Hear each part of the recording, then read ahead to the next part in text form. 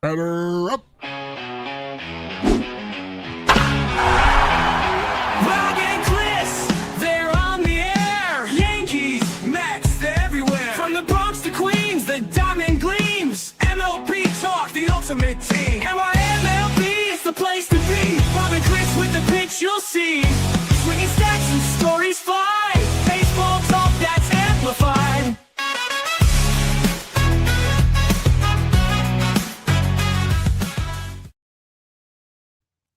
And welcome to a special episode of NYMLB Talk as we're going to preview the World Series tonight.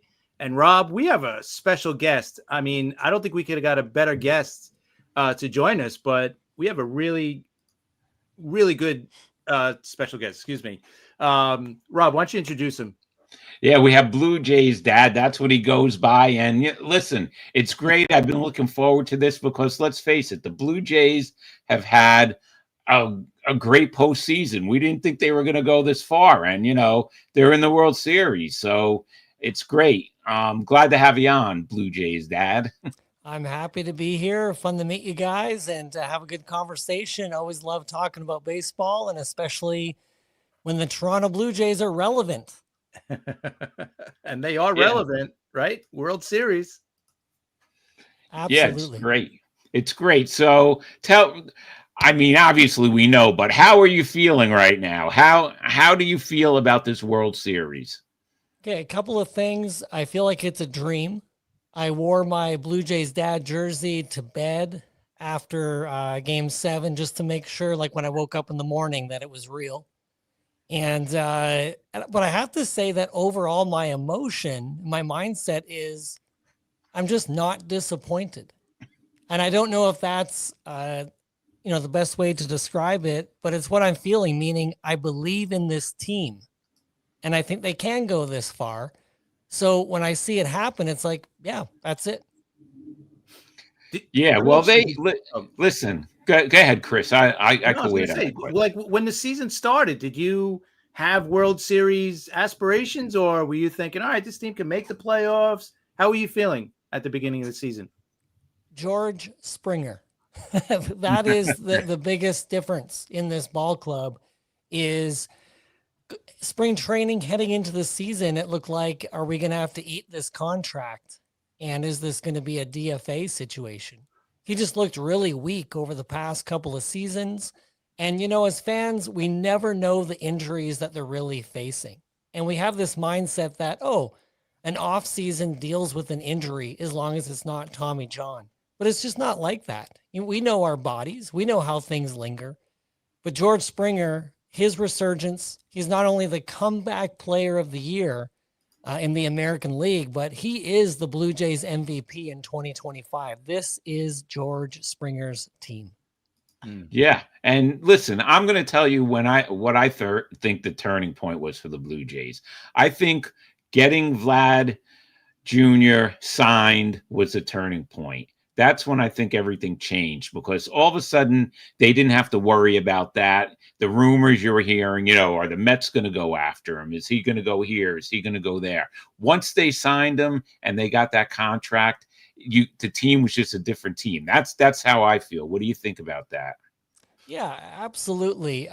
Imagine what this season would have been like without knowing Vladdy's going to be there for 14 years. My oldest grandson is 2 years old. It's crazy to think he's going to be 16 and Vladdy's still going to be on this team. This is the guy he's going to grow up with. And it's so great to have a player like that. And, but getting that settled now for the postseason, it's not like a goodbye party. Yeah. It's not like this bittersweet, we're doing awesome. We're going to win a World Series. See you later, Vladdy. The way that he's performed, even with this 14-year contract extension hasn't even started yet. He's making $500 million look like a bargain. Yep. Especially now. And think about this too. Like if they didn't sign him when they did, and it was going to linger during the season, you guys didn't take over first place until July. So you guys would have heard that all this time. And who knows, by July, there might have been more trade rumors about him. We got to trade him because if we're not going to be able to sign him. So without a doubt, I think that was the biggest move. I think Rob is 100% correct, and I think we've talked about it more than once. Well, back to your spring training question. At that point, it was, yeah, even for me, you're looking at that trade deadline coming in July, and you're thinking, is this it? Do they blow up the team? Because if Vladdy's not signed, Bo's not signed, and Springer wasn't the Springer that we know right now, it wasn't looking good. And to now be in the World Series versus the Los Angeles Dodgers, I mean, it feels like a dream. Yeah. Yeah. Well, hopefully for you guys, it's not going to be a nightmare, because all of a sudden Ohtani wasn't having that great a postseason. And then all of a sudden, boom, that last game, it was one of the most amazing postseason games in the history of baseball. All right. If you think about it, he was just amazing. So if you guys go up against that Ohtani, it's going to be a crazy series. Well, I did see a stat today. I don't know if you guys saw it, but when you include the postseason, both the Dodgers and the Blue Jays are tied for the most comeback wins in Major League Baseball. And I think that's what, for me, the Blue Jays have not been about one player this year. It's been, I know it's cliche what we've seen on the telecasts, but it is 1 through 9. And as Jays fans, here's how we felt. Every night, you don't know who the hero is going to be, but when the game hits the 7th inning, the Jays are going to come back and win this thing. That's the most probable situation. And we saw it over and over again. And Game 7 was once again another prime example of that. Yeah, Game 7, it really was. It looked like Seattle was gonna go to the World Series for the first time in their history, and then boom, one swing of the bat, and that was it. It was just it was such a great shot too. Yeah, I gotta say that after that game, Game 5, when the Jays, blew it, questionable bullpen usage in that game. Springer had been hitting the knee. It was just, I after the game, I was really down on the management, the decision making. But once 12 hours, 24 hours passed, I was like, wait a minute. The Mariners have just sealed their fate. I think winning a game like that versus the Blue Jays in that context lit a fire. It got under the Jays' skin, and they were coming home, and there was no way they were going to lose either of those two games. And so I told my family, I gave them the speech, and I'm like, the Jays are going to win these two games. You don't need to panic. You don't need to be nervous. We got this. And that's where I just felt, because of all the variables put together, 2 wins in Toronto was nothing for this ball club. I thought when Springer got hit in the knee, I really thought that was a serious injury, and I thought, man, that might be it for this team, right? Because we know how important he is to the team. And then, of course, he hits the home run. I wanted to ask you this question because I seen a post, and I know it would have been a big explanation. So I want you to explain it to us here. You posted the most important home runs to you in Blue Jays history. I have to ask, why the Joe Carter one is not number 1? I mean, he literally won the World Series. That's a great question. And I'm going to do a follow-up to that eventually, but I just love reading the comments. People think it's rage bait. Absolutely not. It is so 100% serious. And I'll tell you this, here's something I'm going to ask Twitter. I'm going to do a poll. How many people knew that Joe Carter was a free agent between the 1992 and 93 ball clubs? And he was going to sign with the Royals until he had a dream about a Blue Jay and Devon White in center field. Wow. And he realized, no, I'm going to go back to Toronto and win another World Series. So here's the deal. If 92 doesn't happen as a World Series, right, 93 never happens. Carter's not coming back. He's going to sign somewhere else. And so for me, it's Roberto Alomar is the most important home run, because as a Jays fan growing up, I watched them lose the ALCS in 7 to the Royals in 85. A feeble attempt in 89 versus the powerhouse Oakland A's, Bash Brothers, and all that stuff. 91, they lost to the Twins in 5 games, another painful series. 92, when Robbie Alomar hit that homer off of Dennis Eckersley, that was the first time the Jays got over the hump in the ALCS. And if he doesn't hit that homer, nothing else happens. None of this happens. So that's why Robbie's number 1 for me. And I think a lot of Jays fans will agree with that. Number 2, Ed Sprague. If you weren't there, you don't get it. But you're looking at game 2 of the World Series. Jays are down 1-0. It's the 9th inning. They're losing in Atlanta. They're going to go 2-0, go down. Ed Sprague comes up, hits a 2-run homer. I mean, that is that. Yeah. Once again. So for me, it's Alomar, Sprague, and then so the key wording in the tweet is most important home runs in Blue Jays history. Right. So it's a historical perspective, and it's what's the most important. Now, it'd be a different list maybe for what the most exciting home runs are.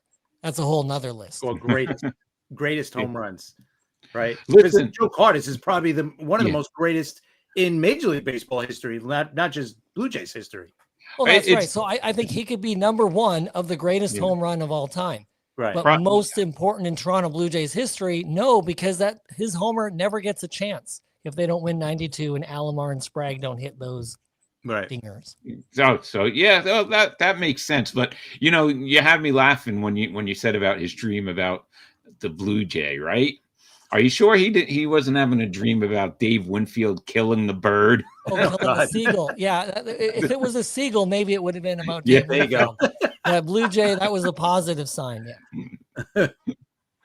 That's crazy. Another thing too, I seen who threw out Game 7's first pitch. Oh, Marco Estrada. Okay. Yeah. Can I? All right. I think some of the guys on your list are probably coming up for the World Series. But I was also thinking, like, wouldn't they have gone even further back? Or is guys like Dave Stieb, is he still in the Blue Jay family? Is he still welcome and all that? Like, yeah. So like you're saying, some guys you never hear from anymore. Like a guy like Jimmy Key. Never really hear from the guy much. You know, he's my favorite Toronto Blue Jays pitcher of all time. And so I'm a little sad about that. But when it comes to like a guy like Dave Stieb, they had him on a broadcast last year talking very openly about his pitch selection, and he wished he would have thrown more fastballs and less, fewer sliders. It was really cool to hear that. And so I think it's World Series, I guess, World Series, ALCS. What are the contemporary players that are around Toronto right now? Because they've had Donaldson, Bautista, Russell Martin, Edwin Encarnacion. Those are guys that are still around the ball club, kind of like they're in the box seat watching the game.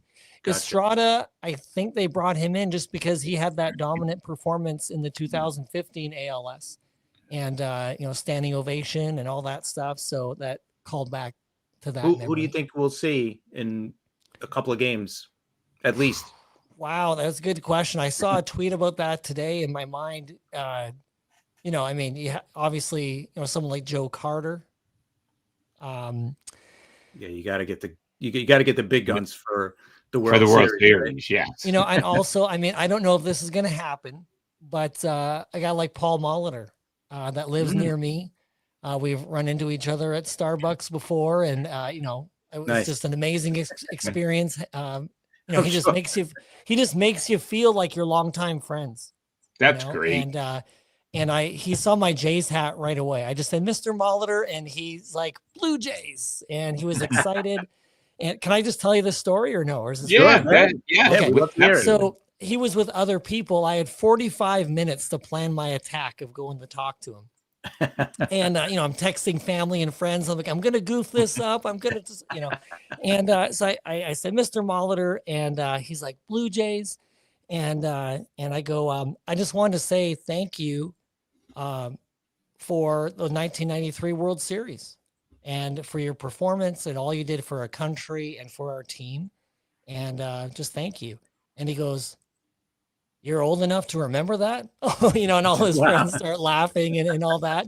And I thought afterwards, I think I've heard somewhere before, like when you meet someone famous, you should somehow try to give them a gift, like some sort of gift that you want to give them. I don't know. And I just thought, because Paul Molitor he's still well known around Minnesota because of the Twins. He was the manager for a while and ended his Yeah. career here. But how many Twins or Minnesota people care about his Toronto World Series championship? He probably rarely hears about that. So I thought, walking away, it's like, well, that was kind of cool. I saw the look in his face where he thinks, oh, are these stories forgotten? Right. And for me, it was just I enjoyed meeting him, but I also felt like maybe I gave him a little bit of something, like just a memory. Here's a person that remembers his MVP. I got a question for you. How Yeah. about John Olerud? Is he part of the Blue Jay family? I mean, I loved him as a Met, so Yeah. I loved him as a Met. The No, we greatest love him infield. too. I mean, he has a real storied career with multiple teams. So Mets, Jays, and then the Mariners. We lived in Spokane, Washington for a while. Hospital. My son got hurt in a baseball game. We're at the hospital. They had a whole cabinet display of John Olerud stuff. It was really cool, like bats and Wow. gloves and jerseys, and he's really revered in Washington State. And you don't see a lot of him with the Jays. He does come to town, maybe like for different, like a Joe Carter's Golf Classic and things like that. But and did you know that in high school, my dad showed a picture of me to Paul Beeston, the longtime Jays president, and Paul Beeston thought it was a picture of John Olerud and asked my dad if, oh, you're John Olerud's dad. I mean, he knew his dad personally, but anyway, so that's my look-alike from back in the day. Okay. And he was a Yankee too for a short period. So Yes. And a Red connection. Sox. He was a And a Red Red Sox too. I think he was his last few at bats. Oof. And did Yeah. you know he would have hit 400 in 1993? Remember the Jays had Yeah. Olerud, Molitor, Alomar, top three in the batting title, and Olerud hit 167 or something for September, and that took him down from 400. Yeah. And he was part of that Sports Illustrated cover with the greatest infield ever. And Who was all that? Can you tell me again who those? Yes, Olerud? Alfonso Ordonez, Olerud, and Sorry to put you on the spot. no, it's the last one, Mr. Home run single, played third base. David Wright? Yeah, no. No. Oh, Zio. Yeah, no. Listen. Oh no, to what Ventura, Robin Ventura. Yeah, Robin Ventura. Oh, okay, Yes, okay. that's why I said Mr. Home Grand Slam single. But, Yeah, all right. Robin Ventura. All right. So Greatest yeah, of infield course. of all time. yeah, of course on. I can name it. No, No, are we gonna? Can we bring up 2009? but that was on Sport. That was before 2009. Oh Chris. right, yeah, that's true. Yeah, that's All right, and it was a great infield, and it did make Sports Illustrated cover, and of course I could name all of them. I was almost at every Met game that year, so. But That's cool. I love John Olerud, I really did, and he was great for a couple of teams. It was great. But let's get back to this World Series. All right, let's match up the Dodgers. Chris, you could start this off. Let's match up the Dodgers and the Blue Jays. yeah. I mean, let's start with the rotations first. I know that. Listen, Dodgers obviously got the huge advantage here, without a doubt. I don't think there's, but I think the bullpen is where it leans towards the Blue Jays, and that's where, if there's a spot where the Blue Jays could get to the Dodgers, is they just got to keep it close and get to the bullpen as early as they can, obviously. But if they could get to the bullpen, I think that's where you could get to the Dodgers, because the rotations, I mean, come on, 1 through 4, 5, whatever way you want to go, it's ridiculous with the Dodgers, right? Well, what are your thoughts on the pitching matchup for both? Yeah, I do think one of the greatest criticisms that the fans have of the Jays is bullpen management, on the Jays side at least, when it comes to postseason. And maybe the management gets a little too cute with how they think they're going to be a bit unorthodox with matchups and things like that. So on the Jays side, I know we got some starters in there. Chris Bassett, he was only had 2 appearances so far in the postseason. He ended the season with a lower back injury, but he came in obviously game 7 and shut the door that 1 inning. So I think the Jays got depth, and then Hoffman, I saw his stats for the postseason. He's hot right now. He hasn't been that good all season. So, the Jays are looking good in the pen for a good portion of their arms. And once again, here's the Jays mindset. Just make sure you don't tell the Dodgers this, but the Jays mindset when they hit is they wear down pitchers mentally. And you'll see guys like Bo Bichette when he's back. Kirk is like this, where they will just foul off opposite field pitch after pitch. They have a 2-strike approach at the beginning of their at bat. And they just think if I can make the pitcher throw a lot of pitches, I can wear him down and then get a pitch to hit. So I don't know how susceptible Dodgers starting pitchers are going to be for that approach, but hopefully they can work those counts up. Now, I'll tell you one surprise. Scherzer was a surprise. What do you think about that? Does Scherzer repeat that, or is that just, they got that out of Scherzer and that's it? Yeah, Scherzer, that was, probably his best performance of the year. We saw him pitch down in Kansas City just when the Jays clinched a postseason berth. And he couldn't get out of the first inning against the Royals. 7-0. Only could get 2 outs. He was taken out of the game. But I think with Scherzer is that there's, once again, like these guys that have an extra gear for the postseason. And he's talked about that he knows what works and what the weaknesses are when it comes to postseason play. So, yeah, I think he can repeat what he did. He's obviously in postseason baseball, a lot of it boils down to mindset and how you manage your emotions. How do you think Bo Bichette's going to be in the lineup? How, like performance-wise, or where? Well, like what? Yeah, like where? Are they just going to throw him back at short? Because Jimenez has been great at short, and Bichette's a little not the greatest defender to begin with, and now he's coming off an injury. Do you put him at DH? Because Springer is DHing now, right? So where do you find a spot for him? Yeah, so my guess, what I'm anticipating is Bichette's not going to be at shortstop. I don't think they're going to do that to his knee. Obviously, shortstop's a demanding position, and you're right, Jimenez has done, he's like one of the best defenders, if not the best infielder in the American League, statistically. And his batting stats look terrible, but everything he does counts. Like we saw in the ALCS, like he's the guy that can, square up a ball and give you a key home run. So I'm going to think that he's going to still be in the lineup. If Bo is in the lineup full time, it'll probably be his DH and Springer's going to have to move to the outfield. That's my guess. But then you have his knee as well. So will Bo only maybe in some games be a pinch hitter, maybe do some Kirk Gibson stuff. Who knows? But I think, I mean, if we can add Bo Bichette's bat to this lineup, having gotten this far, I mean, he led his team in RBIs, missed the last 21 games, and I think he came in second for hits in the American League or maybe Major League Baseball. I can't remember, but adding that bat for the World Series, that'd be phenomenal. Yeah.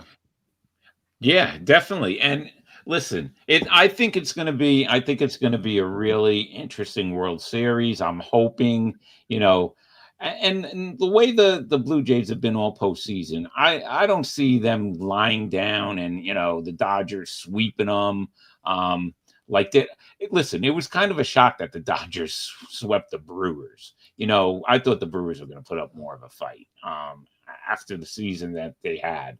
The Dodgers just, though, everything clicked all at once. Finally, their pitching, starting pitching, relief pitching. Ohtani started to hit at the end of the championship series. So it all kicked in for the Dodgers. So we have to see, is that going to continue? Are the Dodgers going to be the Dodgers again? Are they going to win another World Series?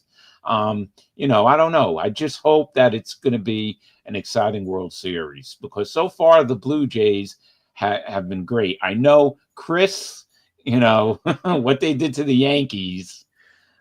Chris does not want to relive that. But yeah, listen, I thought after the first two games, I thought the Yankees had a really good chance to at least send it back to Toronto for Game 5, right? And especially after they won Game 3, you had Schlittler in Game 4. I said, you know what, this is set up perfectly. They're going to get a really good pitching performance out of Schlittler. They'll score enough and they'll send it back to Game 5, and then who knows, right? I just didn't want them to lose at Yankee Stadium. It's my one huge pet peeve when I see my team lose is see the other team celebrate, like in a playoff series. Right? It's the worst feeling in the world. So that's all I wanted. Just send it back to Toronto. They'll kill us there. That's fine. I'll take that, but yeah, that Game 4 was a little, I don't want to say surprising, because this is what the Yankees have been, right? Their bats just don't hit in the playoffs.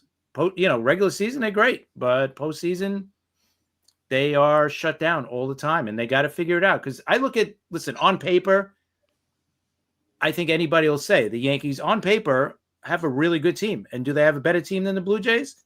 I think so, right? You can make that, a pretty good argument that the Yankees pitching, the lineup, I would say the Yankees are better. But in the postseason, no. And in the regular season, no, also, because you guys had our number in the regular season too.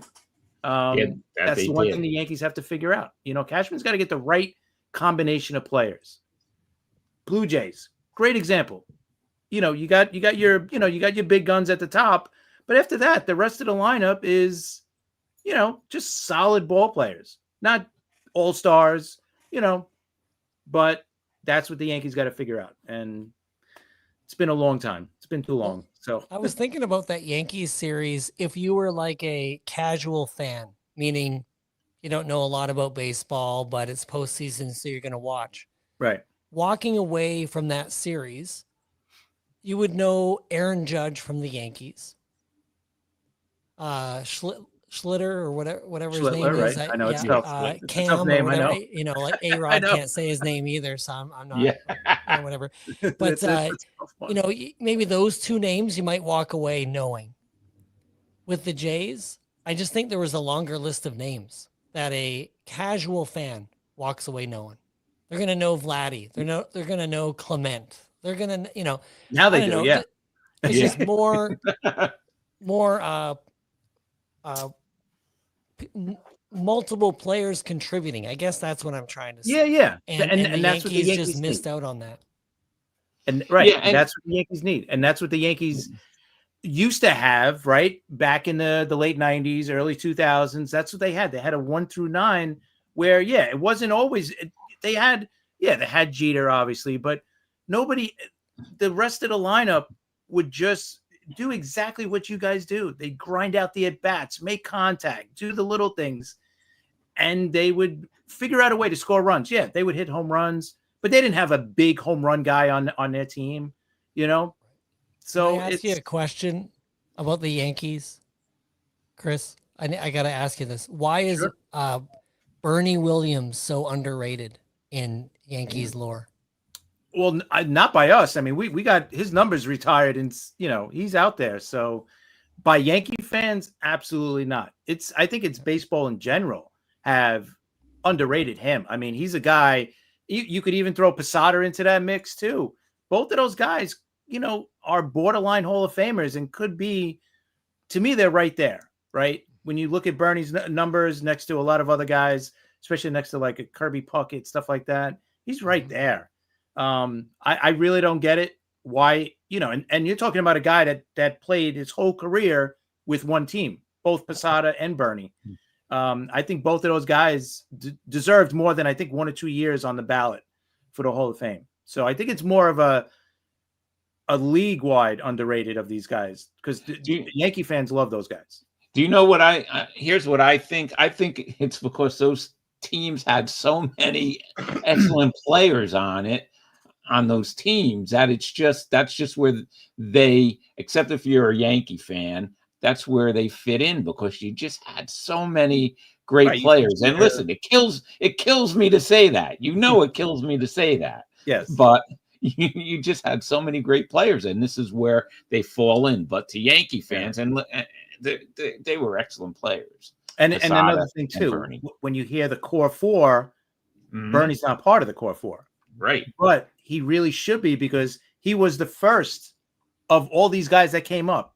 Jeter, Posada, Pettit, Rivera. He was the first. If Bernie doesn't produce, and he really didn't his first year, he struggled a little bit.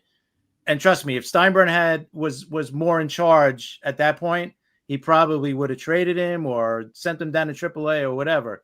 There wouldn't have been as much patience as there were.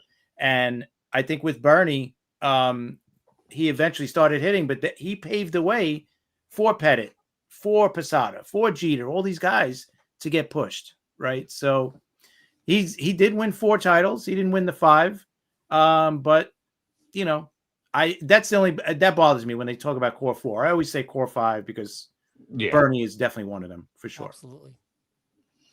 Yeah, well, you're right, Chris, but I want to bring up another thing since we're talking Yankees and Blue Jays, and Chris is smiling. He probably knows what I'm going to bring up for the millionth time, but Blue Jays dad. You want to know how Chris feels about Mattingly possibly winning a World Series in a Blue Jays uniform? Oh, that's got to be sacrilegious. Yes. I'm trying to think what would be a player if you've seen him become a coach for the Yankees and go on to win a championship that didn't win one with you guys, like somebody maybe from the 80s. Yeah, like Dave Stieb. Yeah, right. Like that'd be the biggest one because Dave Stieb was he had one season with the White Sox, I think, at the end, but then he came back to play for the Jays after a 4 or 5 year hiatus or something. But I would say Dave Stieb is probably a good example. And talk about underrated. Dave Stieb is underrated. I mean, he was underrated. And Dan, yes, they were all clutch hitters. I just wanted to answer Dan. Yes. But I've been busting Chris a lot about the Mattingly thing. But listen, if Mattingly wins a World Series as bench coach with Toronto, really, you got to be happy for him, right? I will. I would love it. I would love it if Mattingly. I love, like, he could do anything. So it kills me to see him in a Blue Jays uniform. But listen, he's in the World Series now. I love that for him. He's waited for this 40 years in baseball. So I love it for him. I think it's great. And if I'm rooting for, I'm definitely not rooting for the Dodgers. So if I'm rooting for anybody, it's Donnie and the Blue Jays. So I know it's hard for me to even say that, but I am rooting for Mattingly though. And you know what's funny? It's no, unless you're in LA, everybody wants the Dodgers to lose, right? And I'm a National League guy. I'm a Mets guy, a National League guy, and I want the National League to win, but I don't want the Dodgers to win. I mean, I'm tired of the Dodgers. What about you, Blue Jays, Dad? You tired of the Dodgers? Yeah, I mean, it was. Oh, I forgot. For a second, I forgot what podcast I was on. I was going to say it was really fun to watch them beat the Yankees last year. I'm sorry. Hey, that's all right. I'm his co-host. I feel the same way, but seriously, I think it's a lot of fun. I think a Dodgers Blue Jays World Series. Did you guys see the viewership for the ALCS? Yes. Yes. We were going to talk numbers, about that. Did you see the numbers in Canada? They had what were the numbers in Canada? It was 6 million average, 11 million peak at one time. Wow. So that is like a third of the nation tuned in at some point. Wow. To watch that game. That's amazing. That is an amazing stat. So if you take together Canada, the USA, Japan, whatever else, all that, it's all around that. What an exciting series when it comes to international baseball. Oh, definitely. So it's going to be, just terrific. And we've been talking about it too. Like Major League Baseball has all of this momentum building, and everything is great. And then what's going to happen next off season, right? We're going to be talking about work stoppage and this and that, and I hope, and I think it's going to be a long one, but I'm praying it's not, because they got so much momentum now. Don't mess this up. Don't mess this up. You're right. Listen, baseball's it's popular crazy. again. Yeah, and are they going to ruin it? I mean, listen, they are. Fox, the streaming and Fox networks, over 9 million people watched the American League Championship Series. Think about that. That's the most since 2017.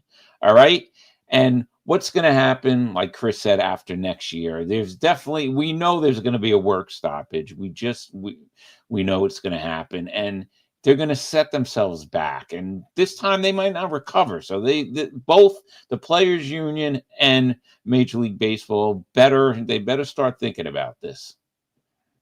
Yeah. Yeah, it really impacts baseball in Canada as well.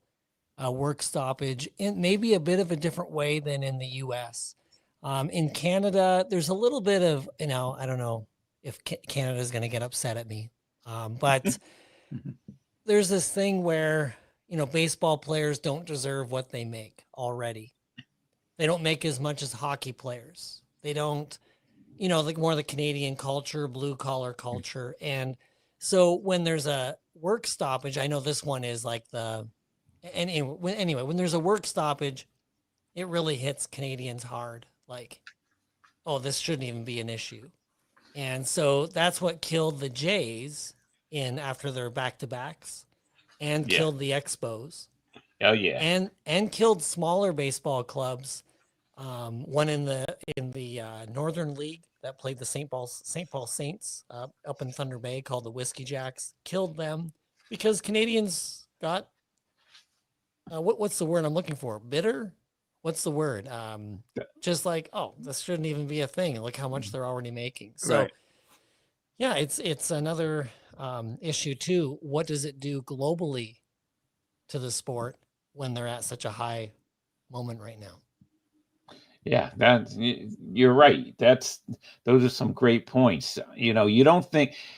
Listen, we're in the United States, and mostly we just think about the United States. You know how it is here, right? And you just brought it in perspective. Canada, we're not even thinking about Canada, except now we are because of the World Series. But around the world, you're right. Japan, they're trying to get baseball going in Great Britain, right? With the games played there, all over the world, South America, and a work shortage is just gonna hurt everything. Absolutely. Yeah. It definitely is. All right, so we got to the pitching. When we look at both of these lineups, like on paper, the Dodgers got the big names, right? One after another in this lineup. How do you think the Blue Jays are going to attack that lineup from the pitching standpoint? How do you think they're going to slow it down, I should say? Yeah, well, I mean, another savior to the Jays postseason is your Savage, having a secret weapon. Yep, came out of nowhere, elite stuff already. Highest release point in the league. It's such a unique look. He's got the stuff, and when you hear him talk and you see his composure on the mound, it looks like he's been there forever. He's a really mature kid. And do you guys know about how he went from single A, double A, triple A to the majors in September? That was his year. Yep, that was it was amazing. And now he's in the World Series. And really, I mean, there's Kevin Gausman, but when it comes to pure stuff and your kind of secret weapon that guys haven't seen before, oh my goodness, like that. I don't know what the Jays do if they don't have him. Bieber has been, not lights out Bieber. And, he pitched well in Seattle. And so he's a quality pitcher will go out there, but he's not like, I think, what has he lasted? 4 or 5 innings, I think, in his starts. So not terribly long. Gosman has been great. Gosman will benefit from extra rest. If he's going every 5 days, that's where he gets more, a little more fatigued.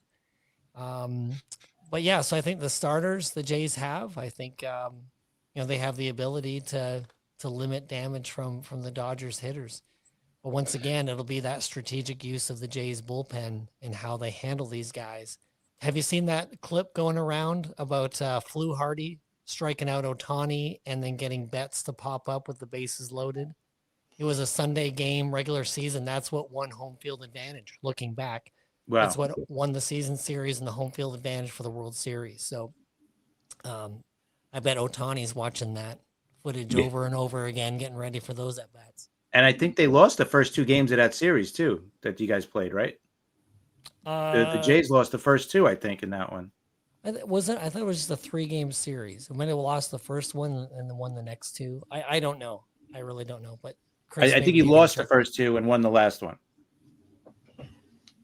Did we play them 2 series then? Did we? Because we won the season series. At LA, you guys lost 2 out of 3.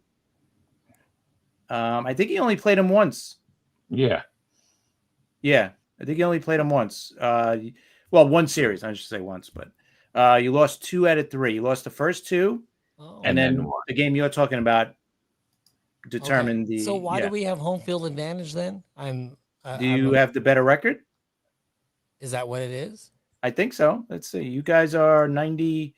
You guys won 94. Yeah, you guys won 94. They won 93. So that game. Okay, I thought they won 2 out of 3 in that series. Well, thank you. No, but that game. That's good. That's that game. That's the one. That's the one game difference. Yeah. If they lose that game. That's how it works out. Okay, I get it now. Okay. But still, that was like think about that game, how important that game is. We always talk, right? April, May game. I mean, that was later in the season, but all the time, when your team loses in April or May and you're like, we got 100 more games left. You're like, no, but those games count. Those games really matter. Every game does count. Those early season losses where the bullpen blows it. Yeah. To me, they're so painful because you're looking ahead going, oh my goodness. It's going to come back. It's going to come back. Yeah. And it does. I mean, look, everyone says, it's not a sprint, it's a marathon. And that's true. But those stupid losses, I'll bring up the Mets real quick, right? If the Mets would have won one of those games, they would have been in the postseason. The Cincinnati Reds wouldn't have. So it's every game does count, really. One game, right? And there's so many for all of us. We all lost ugly games where, like you said, the bullpen blew it or whatever. Games that you just throw away that with the Mets, if they win one more game, they're in the playoffs. And who knows, Yep. And I just real quick want to get back to Scherzer for a second. I loved when Schneider wanted to take him out of the game and he just refused to come out of the game. Right? That was a great moment. That was old time baseball as far as I'm concerned. And I love seeing stuff like that. What do you think about that, Blue Jays dad? Yeah, I think actually it represented kind of a pent up frustration the whole fan base has had with some of those decisions that have been made in past postseasons. Jose Barrios being pulled in that wild card game. I'm still upset about that. Mm-hmm. And, where he had walked one guy and then they're taking him out. And I was at the game in Minnesota and there was no life in that stadium until they took out Barrios. And then all of a sudden the whole place was filled with energy. Like, oh, they took him out. Okay. Kikuchi comes in, hasn't had a relief appearance the whole year and gives up a 2-run homer. So anyway, I think Max Scherzer doing that really represented what a lot of us have felt that we wish we could have done. No, you're not taking me out of this game, And you know what? I think Jeter brought it up too after one of the games that he said, he goes, when we see a guy who's dominating you right there, dominating you inning after inning after inning, and they take him out and they bring somebody in, it's like, oh, now we got a shot because against this guy, we're not touching this guy. If you just take him out and you're bringing in some guy from the bullpen I don't care who it is. It's somebody different. It's somebody fresh. Yeah, now it's like a certain energy comes up on the opposing team. Like, oh, we got a shot now, right? We got a shot because against this guy we had no shot. So it goes both ways. Yeah, in that situation for sure. Absolutely. it does. So tell us, how big is Rogers Center in this series that Toronto is starting at home, and the home field advantage? Because we're always talking about home field advantage, but that place got loud. It has been loud throughout the whole postseason. Yeah, it's absolutely an advantage. It's going to be full. It's going to be loud, and it does shake. I think it was John Morosi said that his press box was shaking when they won, or during I think it was the Springer homer that it was shaken, and so absolutely. And the Jays have really, the organization has put a lot of emphasis on providing players everything they need for recovery, working out, nutrition, health, in between games. They even can all get their hair cut. There's this place called Throne, which is their barber shop. It used to be located off site. Actually, my son got his hair cut one time we were visiting at that place, and Aaron Sanchez had just left just before we got there getting his. But now Throne has I think it's out in the bullpen area where they have a setup like it's a barber shop. So guys can don't have to go anywhere to go get their hair done and all that. And they can get all that done there. The clubhouse is second to none. Even where they celebrated with the champagne and all that, that wasn't the clubhouse. That was a side room where they brought in a smoke machine and lights and had a DJ and did all that. So they go over the top for their players at home. And then they remodeled their spring training complex to have the same or similar facilities, amenities for the players to really make a positive impact on them. When you're a part of the Toronto Blue Jays, you're taken care of as a player. So I got to imagine that that also has a big role to play when it comes to having a good night's sleep or whatever it is they need in between games. Yeah, I just think it's great for Toronto that they do have home field advantage. But you know what? Playing in LA is just a different anyway. It's like it's just not the same in LA as it is in other places. Maybe they won't agree, but you just look at Dodger Stadium, and during the regular season, they arrive late and they leave early. It's probably not for the World Series, but right? Yeah, right. You would hope not at least. But all right, not with Ohtani. Go ahead, Chris. No, Sorry. Definitely not. All right, so listen, we got to get to it. World Series now. Kind of looked at both sides, pitching, hitting. We have to get to it now. Give us your prediction on how do you think the series is going to go? Jays in 7. 7. All right. Hey, I think everybody in baseball would love that because it's a 7-game series, number 1, and number 2, the Dodgers are not winning. So I think everybody would be pretty happy about that. So 7 games. I like that. What do you think, Rob? What's your prediction? Okay. I'm gonna say Dodgers in 7. It's 7. Another 7-game series. Yeah. I don't think it's going to go to 7. I'll be honest. I just think that rotation of the Dodgers is just too good to overcome. So I'm going to say Dodgers in 5. I knew you were going to say that. Yeah. I don't know. That rotation is probably one of the best we've seen, right? Like now, like not during the season. They were hurt, whatever. But right now, with all these guys healthy, I don't think we've seen a better rotation for the last 20 years, how good they are. Their bullpen is not good, but Sasaki has, I think, solidified at least a closer role. To get to him is going to be the question mark. But Sasaki came out of nowhere at the end of the season and became this weapon now at the end. So I think that saved them big time, literally. But all right. Hey, listen, I'm hoping for a 7-game series, and I'm hoping for a Toronto victory. I would love to see Donnie getting the champagne and everything poured over him and everything. That would be Even pretty even in awesome. a Jays uniform, that's okay. Yeah, because Donnie's like, he's part of the family. You know, he's a Yankee. You know, his numbers out in Monument Park. He's the only right now guy that's out there, captain, but no World Series championship. So I'll feel a little better with him having a World Series championship, even though it's not a Yankee. I really wish he would be in pinstripes again, but I don't think that's going to happen now. Can I just say that whenever I see him when I'm at a game, like we just see the Jays on the road now because we live in Minneapolis now. But so whenever I see him, it's just, he's a legend. Like it's different than any other person that when you see him in person, it's like, that's Don Mattingly. That's the guy who was on the 1987 Topps baseball card that I thought was going to be my retirement. Yeah. Yeah, there's a few of them that we had back then, right? That we thought we were good. Man, I can't wait. In 20, 30 years, this card's going to be worth a lot of money, and didn't quite work out that way. But no. So do you? Since you live in Minnesota, do you? When Toronto comes into town to play the Twins, do you go to the games? That might be the dumbest question I've ever been asked. Okay, hey, I got to ask it.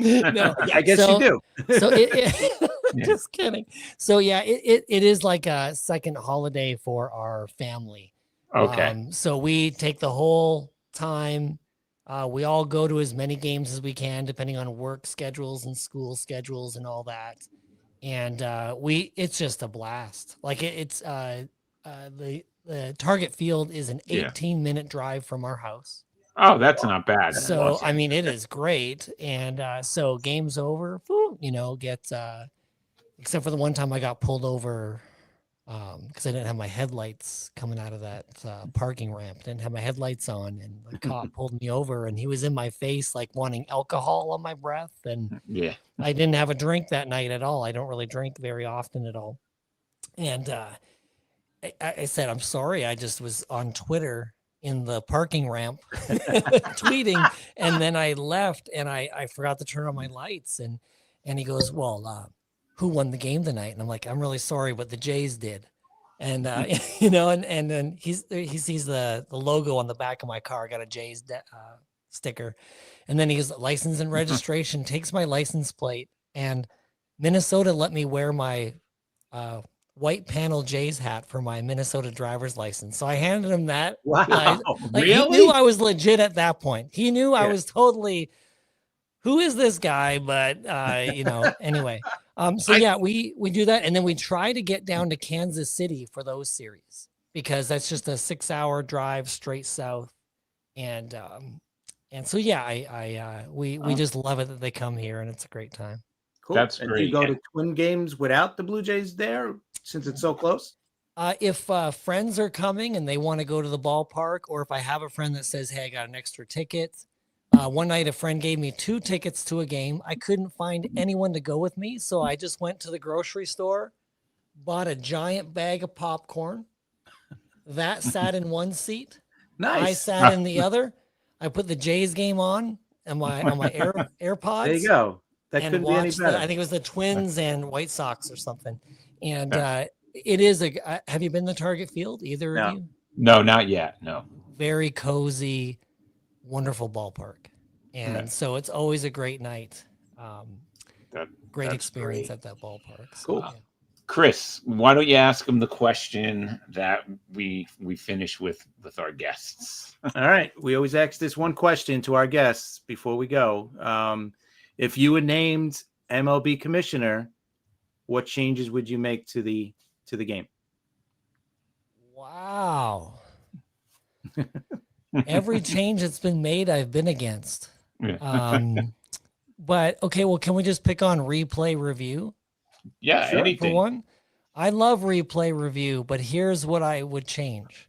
No video help for deciding to go with a replay review. Right. You got to say, so you got to trust your player, trust your eyes, because I think that's one thing.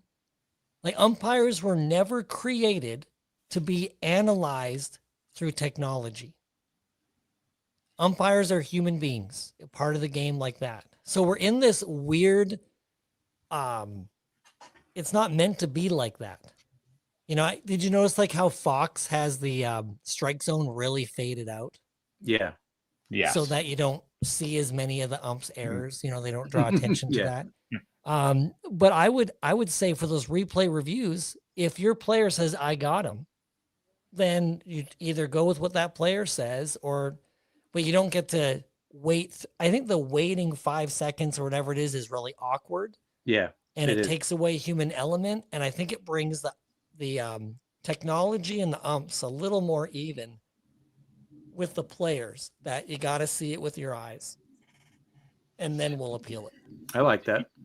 Usually the number one answer is the ghost runner. Yeah. Oh, Everybody hates yeah. the Ghost Runner. Yeah, I didn't like that either, but I think I've probably compromised now. Like, you know, it's like a frog in a kettle is or what it is. something, you know, like now it's like, okay, late night game. I'm glad it's going to end soon. You know, I don't know. Well, what's your thoughts? Because this kind of lines in what you were saying with the reviews.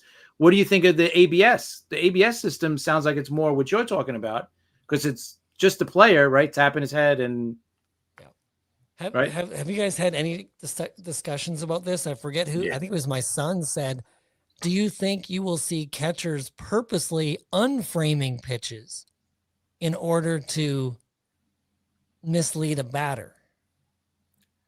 Like, Yeah, I didn't think of that, but you know what? That's a good one. Maybe. Yeah. so does is it get like now we're going to be doing some weird things that really are not part of the game in order to Yeah. mess with the mind? Like, I don't know what all those things would be, but now I'm just guessing. How can you fool someone into using their, whatever you call it? What is it? A protest or what? What do they call A challenge, right? A challenge. Yes. So use up your challenge, because now we made it look like, you know, instead of framing, now you're like letting the glove drop and touch the ground. I didn't think of that, but you know what? It might be right? Just to get them to use the challenge, and he'll get it wrong. And I think they said 2 challenges per game or something. Yeah. And Right, I mean, I'm not against eventually just letting the machine call it. I mean, still having an ump that signals what it is. But with the technology, umps were never designed for this. It just wasn't. Yeah. So it's really unfair to demand I mean, isn't it the most impressive thing in sports when an umpire has an almost perfect game? Oh yeah. It is. That's more impressive than the players. It's like you've called everything perfectly through all of that. That's amazing. But it's just so rare now. Yeah, and when you think about it, it's got to be hard for the umps, right? I mean, these guys are throwing, you know, high 90s, triple digits with movement. I mean, how do you eat? You know, like how is the naked eye going to pick up a ball and know exactly where it's crossing the plate? And when they miss it, it's not like they're missing really bad pitches. They're missing a pitch like maybe an inch or two off the plate. So, I mean, you know. And it used to be more of like every ump had this crazy different strike zone. Yeah. Right. The players knew what it was. Like if Ken Kaiser's there, you know what you're getting. And you know you're getting that. No arguments. It's Ken Kaiser. So yeah. But now it's just all the same. And I think if you're gonna do that, it's just a matter of time before it's just technology's calling the game. Yeah, that's great. Well, you know, thanks for coming on. It's been great. We've had a lot of fun. Yeah, it was a great conversation. Yeah. You're welcome anytime you want to come back, and hopefully you want to come back and we could have another great. You guys are really fun to talk to, and cool. And so that's great. And I mean, I love this stuff because, you know, even like the mistake I made with the Jays winning the series versus the Dodgers and best record at home field. Nothing. I love being learning here too, and learning about Bernie Williams. That's been on my mind lately. Is how underrated that guy is. So it's good just to hear from other fans and people that have their heads in the game. And so thanks a lot. I really enjoy the conversation. Yeah, I'll be back anytime. And if there's any kind of World Series update you want to do, I'd be happy to come back. That's cool. Yeah, if the Blue Jays win, definitely right after they win, you got to come back on.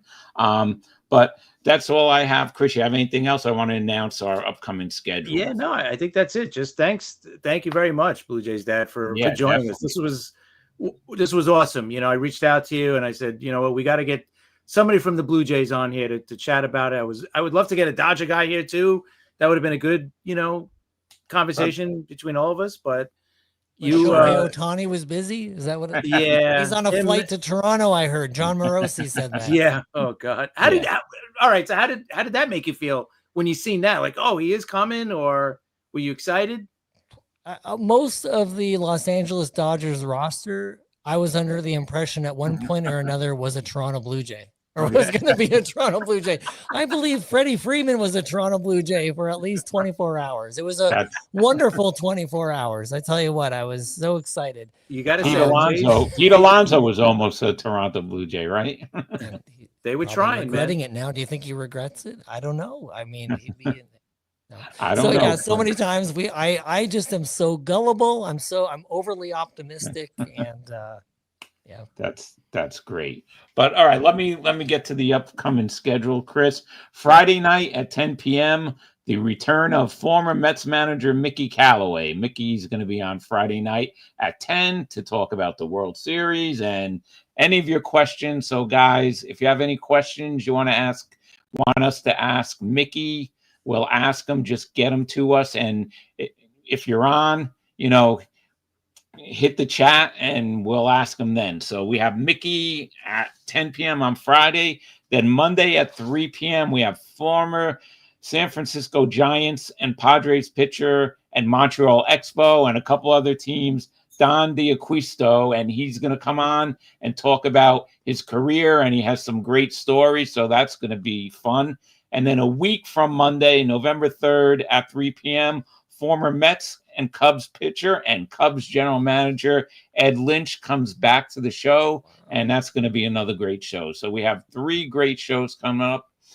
We got some ex-major leaguers for you, and Mickey Callaway, who we always have fun with, is going to be on this Friday. So, Chris, we got a pretty good schedule coming up. Yeah, I agree. I'm looking forward to it. Anytime you get former major leaguers to have a conversation, to sit down, and I'm definitely looking forward to it. Yeah, won't be as fun as having Blue Jays Dad on again, but it is a lot of fun having those guys on. Yeah, it definitely is. Anyway, all right. So thanks everybody for watching. We'll see you World Series Game 1 night. All right, at 10 p.m. with former Mets manager Mickey Callaway. Catch you guys then.